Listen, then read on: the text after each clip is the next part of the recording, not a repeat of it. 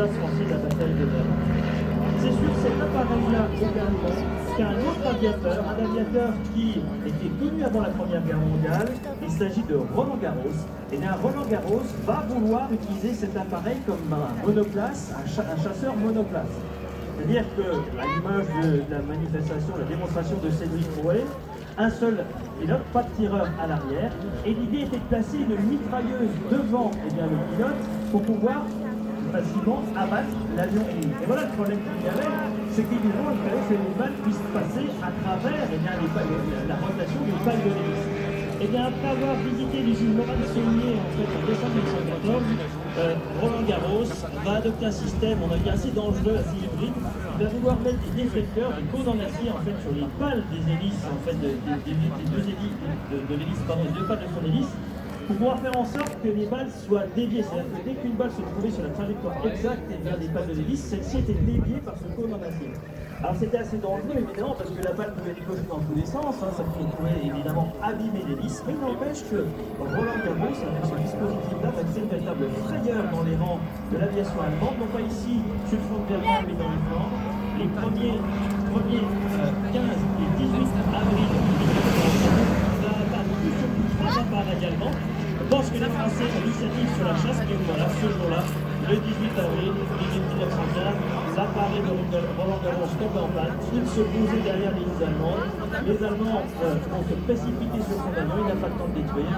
Et c'est en se basant sur les travaux de synchronicité qui existait déjà avant la Première Guerre mondiale, c'est-à-dire ce tir à travers l'hélice, et en observant finalement le travail de Roland Garros, la machine de Roland Garros, que un autre ingénieur, hollandais lui, Anthony Fokker, va créer véritablement le premier avion de l'histoire, le Fokker Heimdecker. Alors Cédric Rouet va nous quitter, Morane Parasol va nous quitter. On peut leur saluer une dernière fois, le féliciter, le remercier encore une fois. C'est un vrai plaisir qu'il soit parmi nous pour ce week-end aviation. On peut le saluer et l'applaudir. Il quitte l'espace aérien et il va céder la place à son père, en fait, Cédric Rouet, Yvon Rouet, aux commandes, vous voyez apparaître sur votre gauche du Fokker Heimdecker, véritable premier appareil, premier avion de chasse d'histoire, donc un appareil allemand.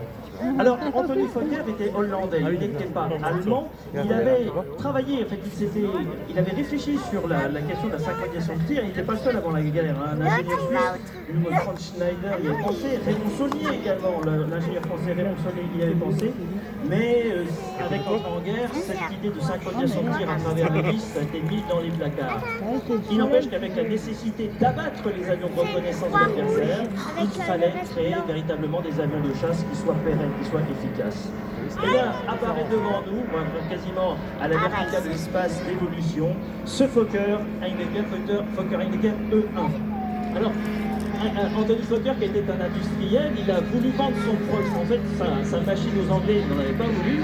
Il l'a proposé aux Allemands, qui l'ont accepté. Et d'ailleurs, il y a un lien entre ce Fokker Heimdecker et la Meuse, c'est parce que la démonstration aérienne qu'il a faite et qui va convaincre l'état-major allemand de passer commande de ces avions-là, a eu lieu, cette démonstration, le 23 mai 1915 à Stenay, où était l'état-major du Grand Prince Guillaume, qui commandait la 5e armée devant Verdun.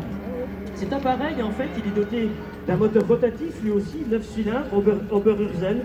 Autant vous dire que les moteurs rotatifs allemands, durant la Première Guerre mondiale, ont toujours été inférieurs aux moteurs rotatifs français. Et ce moteur rotatif permettait de délivrer une puissance de 80 chevaux et qui permettait à l'appareil d'avancer de l'ordre de 130 km/h. Très vite, d'autres modèles vont remplacer le Fokker Heimdecker E1. Et vous pouvez admirer dans les locaux du mémorial de Verdun un Fokker Heimdecker E3 avec un moteur rotatif Oberursel de 100 chevaux celui-ci et qui permettait au Fokker Heimdecker d'atteindre les vitesses de 140 km/h.